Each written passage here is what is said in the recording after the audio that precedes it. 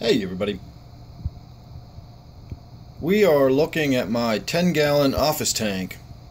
Well, as of this morning, it was my 10-gallon office tank. I woke up and I came in and water was dripping on the floor. So apparently, just over time, those seals in the seams there just start wearing out. I never realized that.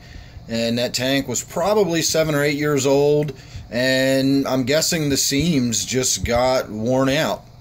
So it was leaking. I had to do some emergency switching the fish over, and what I wound up doing was going to good old Petco. They're having their $1 a gallon sale, and so I got me a nice brand new 20 long, and we set it up with an open top. I got an LED over it. We've already got some creeping Jenny and a little planter up here that's going to grow down and sort of hide the filter.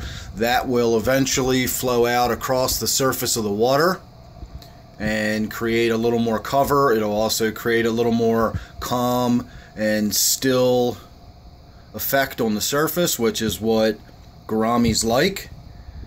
I opted to go with the dwarf gourami again. I know I've talked about these in the past, and I've kind of said I've given up on the dwarf gouramis because they never seem to last more than a few months. Well, I thought about it on the way over there, and as much as I wanted to put a gourami in here, I was hesitant for that very reason. And then I decided, me not buying them isn't going to make them live any longer. If these gouramis only live a year or something before they die, then that's going to happen whether I buy them or not. If I buy one and spend $5 on it and I get 9 months or a year out of it and then it dies, then at least I'll have gotten, a year's enjoyment out of the fish. And I also realized I've mostly bought powder blue dwarf gouramis over the years, and they've never been very hardy. I've also bought 2 of the red flame dwarf gouramis over the years, and likewise they were not very hardy either. But I've never tried just a base model standard paint job dwarf gourami. And I decided today that I think I'm going to give this one a shot. This one's really striking. I really liked the coloration on it. And I thought, you know what, that'll be a good test run. We'll see if we get a little bit longer than the 9 months or whatever we get out of this. And if not, then so be it. It cost me $4 or $5, whatever it was. And we'll get to enjoy it in the meantime. So I don't know if you just caught a little glimpse right there, I also picked up a rainbow shark. I thought about getting the red tail sharks because they tend to stay a little smaller, and this is only a 20-gallon tank after all. But the red tail sharks are pretty aggressive. They're more aggressive than the rainbows. And when I was looking at them in the store, there was one red tail shark in the tank that was hyper aggressive, and all the others had bone white tails and they were skinny. I mean, this fish was bullying these other ones to death right there in the tank at PetSmart. And so I looked at their rainbow shark, which I actually like more than the red tails anyway. I had one of these before and I really enjoyed it. A really cool fish. And so I opted to go with that. And in addition to the dwarf gourami and the rainbow shark, which we're going to have a little bit of a look at until it darts back in there for a moment. I always like to get the good looking fish on video while they're out and about doing their thing and we can see them. But I also bought up all of the rasbora hets they had. Unfortunately, they only had 6 of them. I would have liked to have gotten a school of about 10 or maybe a dozen. I was also considering bolstering up my school of neons. They look really good in here, and they look fantastic underneath this LED. And I hate paying full price for neons. PetSmart puts them on sale for $1 a piece so frequently that paying $3 a piece for them is just, it seems ridiculous. So I will add more neons to this tank in time. Right now my quarantine tank downstairs is occupied. So that's why everybody kind of went straight into this tank to begin with. The only fish I had in this tank that were already in here were a few guppies, and you can see that in addition to the male endlers that I put in here, I also put a couple of female guppies, so we are still going to get baby guppies. And then, of course, I also put some of the little babies back in. All of the rest of them that were in this tank wound up going into my wife's tank. I actually just had a little mishap in that tank the other day, and I wound up wiping out every fish in the tank except for 2. And so I just put some guppies in there today. I actually bought another angelfish to put in that tank. We'll do some video on that here coming up real soon. The angelfishes I get from PetSmart, if they make it past their first 2 weeks, they're usually good to go, but it's always that first couple of weeks that's tricky with them. They're not the best quality stock.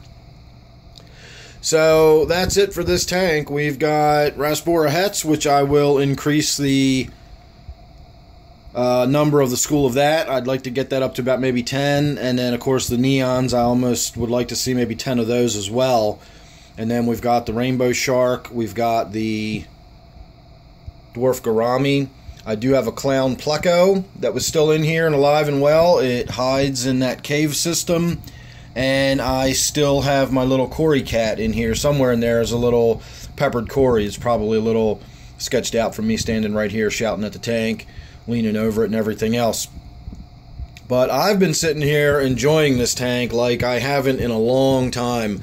It almost feels like, you know, I feel like I'm a kid again when I'm starting up my, well, I say a kid, I started keeping fish when I was in my 40s, but I feel like I'm in my early 40s again and just started keeping fish, and I was excited. I made 2 trips to the fish store today, and I brought home more fish, and I was thinking about what plants I could put in here.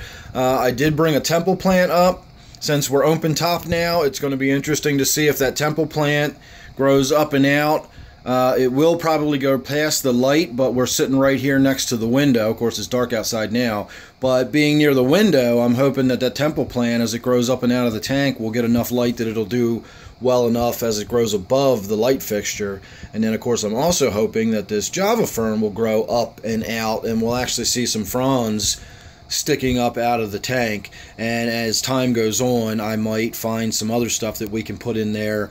I really like open top tanks. I really like the the interchange between the two worlds. I like how my terrestrial world here is growing down into the aquatic world, and vice versa. I like seeing the aquatic world grow up and out into my terrestrial world.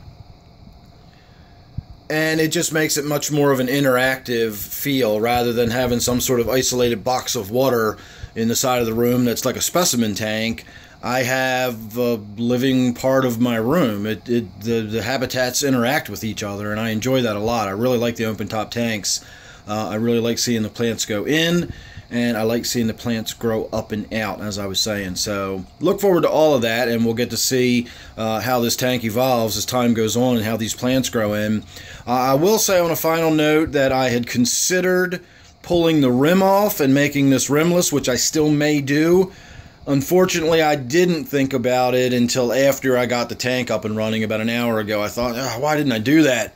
But I didn't, and now the tank is set up, so I don't know how easy it's going to be to do it. Some of these tanks are glued on a lot stronger than others, and I did give it a little preliminary sort of tug to see if it was loose, and it feels like it is so made on there. It doesn't feel like it's been something that was attached later. It feels like it was just part of the tank as it was born from, the fire of the glass. The rim is just attached to it. So I don't think we're going to be pulling that off anytime soon. I don't think we're going to have any rimless open top tank here in the office. But you never know. Maybe one of these days I'll be doing a huge water change and I'll just get a bee in my bonnet and we'll go ahead and cut that top off and we'll get the tank looking all nice and rimless, because I think that would look swank, having a rimless top, a rimless tank sitting there like that.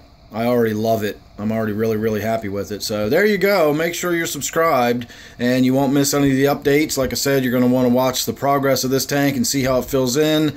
And of course, you want to watch all the fish grow up and watch my rainbow shark grow up, because they're awesome fish. So again, if you're subscribed, you won't miss any of that. And then don't forget, of course, this one is my office tank. Thanks for watching. Hope to see you real soon on the next one.